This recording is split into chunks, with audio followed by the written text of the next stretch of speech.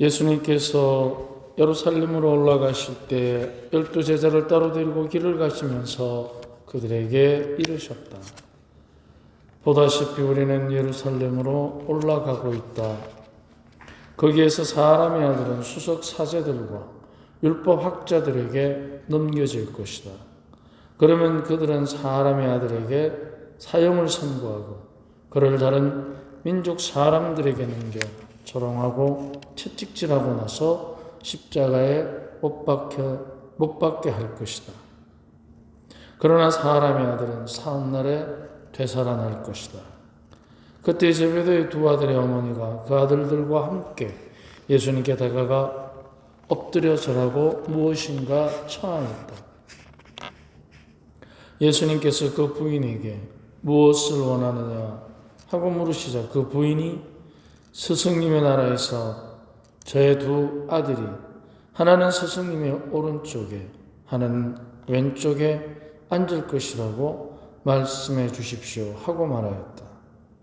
예수님께서 너희는 너희가 무엇을 청하는지 알지도 못한다. 내가 마시려는 잔을 너희가 마실 수 있느냐 하고 물으셨다. 그들이 할 수 있습니다 하고 대답하자 예수님께서 그들에게 말씀하셨다. 너희는 내 잔을 마실 것이다. 그러나 내 오른쪽과 왼쪽에 앉는 것은 내가 허락할 일이 아니라 내 아버지께서 정하신 이들에게 돌아가는 것이다. 다른 열제자가 이 말을 듣고 두 형제를 불쾌하게 여겼다. 예수님께서는 그들을 가까이 불러 이르셨다. 너희도 알다시피 다른 민족들의 통치자들은 백성 위에 군림하고 고관들은 백성에게 세도를 부린다. 그러나 너희는 그래서는 안 된다. 너희 가운데에서 높은 사람이 되려는 이는 너희를 섬기는 사람이 되어야 한다. 또한 너희 가운데에서 첫째가 되려는 이는 너희의 종이 되어야 한다. 사람의 아들도 섬김을 받으러 온 것이 아니라 섬기러 왔고 또 많은 이들의 몸값으로 자기 목숨을 바치러 왔다.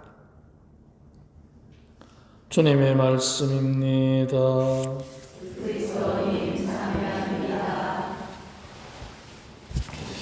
지금 우리가 이제 사순절을 지내고 있습니다만은 오늘 주님께서 종의 이야기를 하십니다.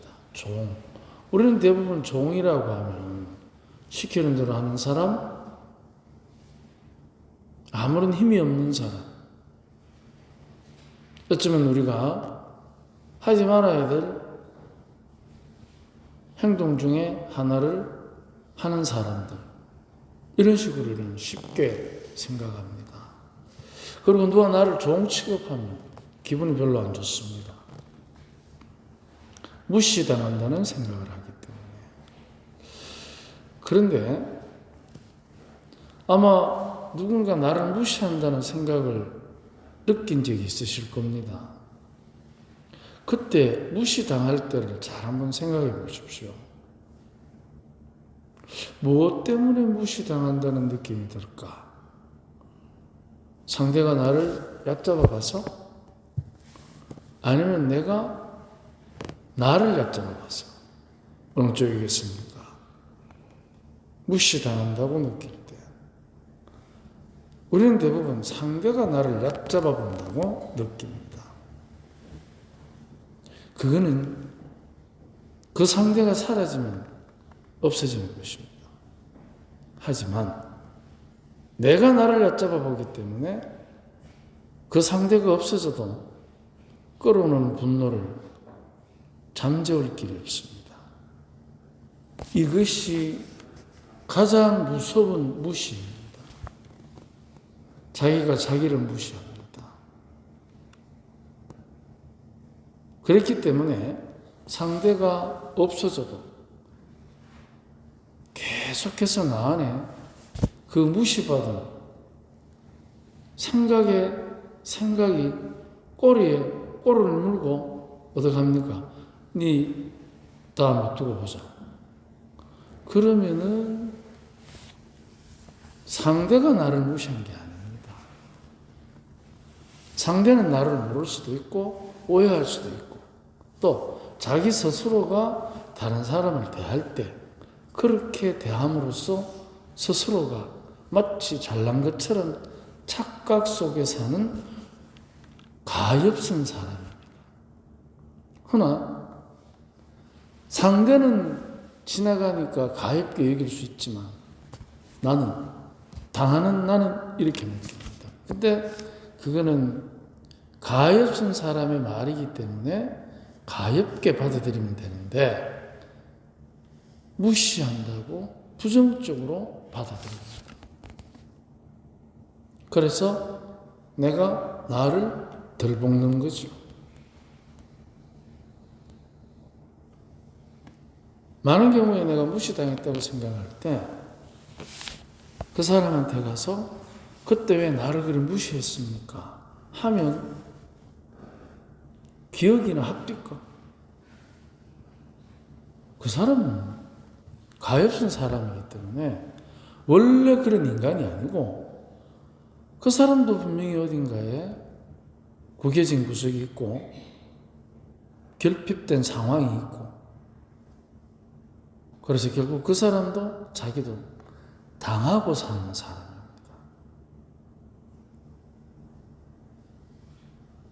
그런데 그 가엾은 사람의 말을 내가 당했다고 느끼는 거예요. 그래서 내가 나를 존중하지 못하고 자기가 자기를 개무시하는 거죠. 그러면 결국은 자기 틀에 자기가 걸리게 됩니다. 이것이 바로 주님께서 그 자기 스스로가 자기를 무시하고 부족하다고 느끼고 자기 스스로가 부정적으로 생각하는 그 안타까움에서 벗어나라고 주님께서 종의 이야기를 하시는 겁니다.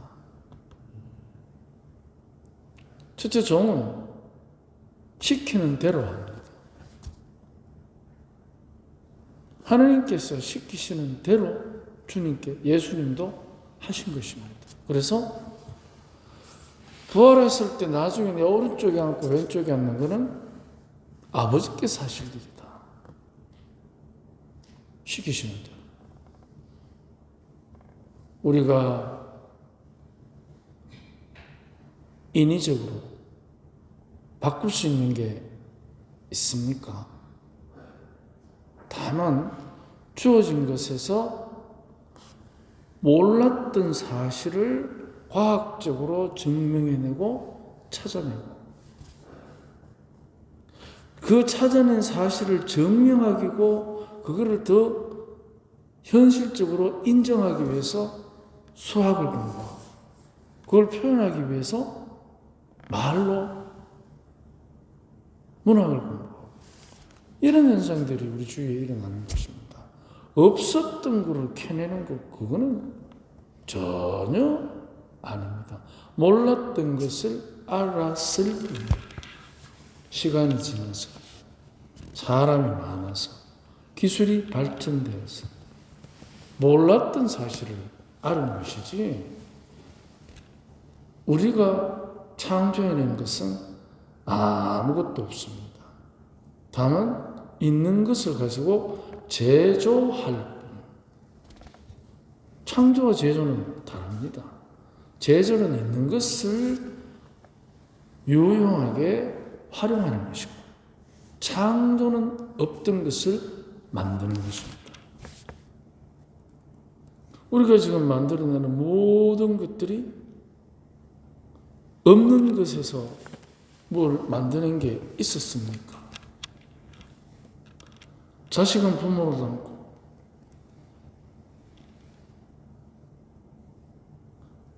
우리들 안에서부터 모든 것이 하느님의 창조 질서 안에서 원재료를 가지고 시대에 맞게 제조할 뿐.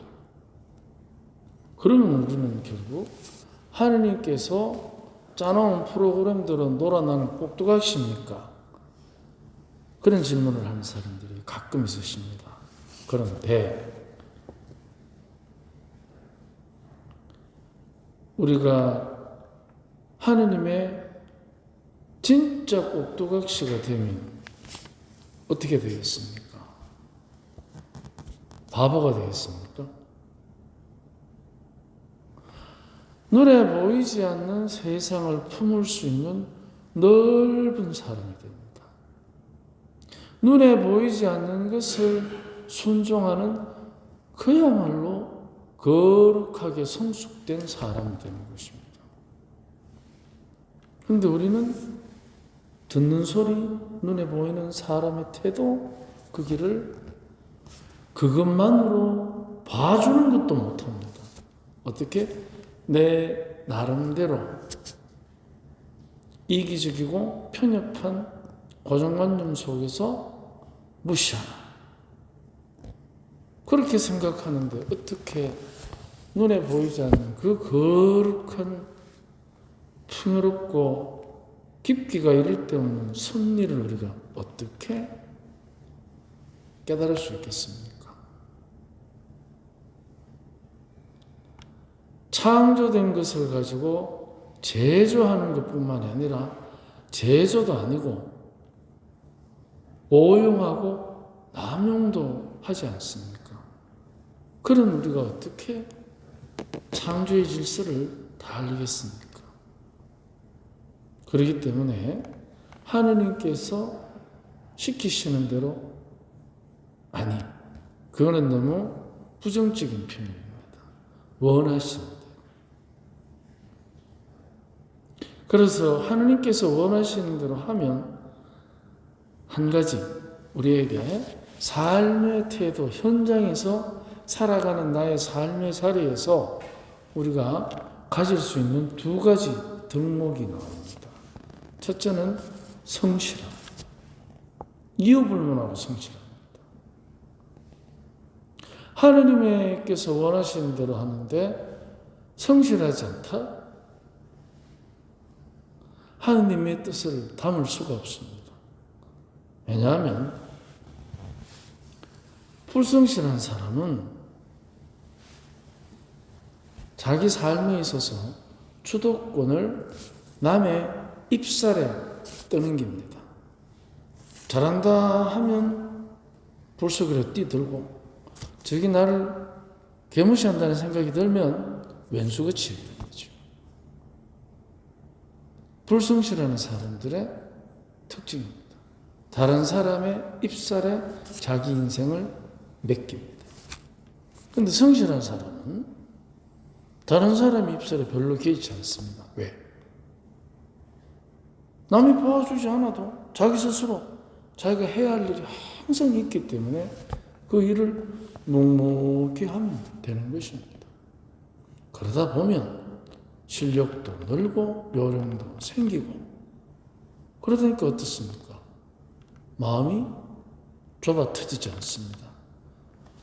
절대로 좁아 터지지 않고 넓어집니다. 왜? 실력과 요령이 있기 때문에. 그런데 이것만 가지고는 하나님의 뜻을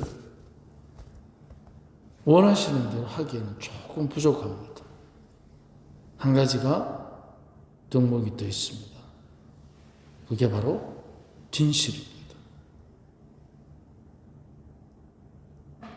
진실하지 않으면 우리는 하느님의 뜻을 알아들을 수도 없고, 이 삶의 현장에서 성실하게 하느님의 뜻을 이루려는 의미도 상실하게 됩니다.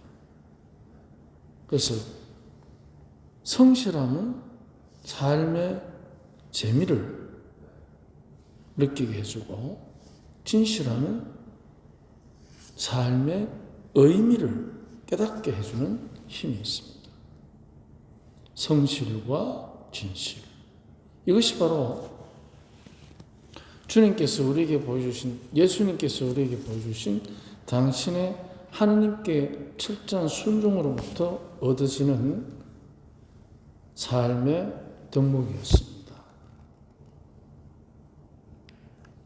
그래서 성실한 종, 진실한 종, 성실한 종은 종으로서의 삶에 재미가 있고, 더해서 진실한 종은 내가 종으로 살아가야 되는, 하느님의 종으로서 살아가야 되는 의미를 깨닫게 하는 힘이 있는 것입니다. 예수님께서 당신이 십자가의 고통을 받고 죽으시고 부활하신 그 축복으로 우리에게 주시겠다고 약속하신 거지 않습니까? 오늘 복음에 나오는 우리들에게 하시는 그분의 말씀, 그것은 그런 축복을 우리에게 주시겠다는 것입니다. 그러기 위해서 그분이 십자가를 지고 돌아가신 의미가 거기에 있습니다.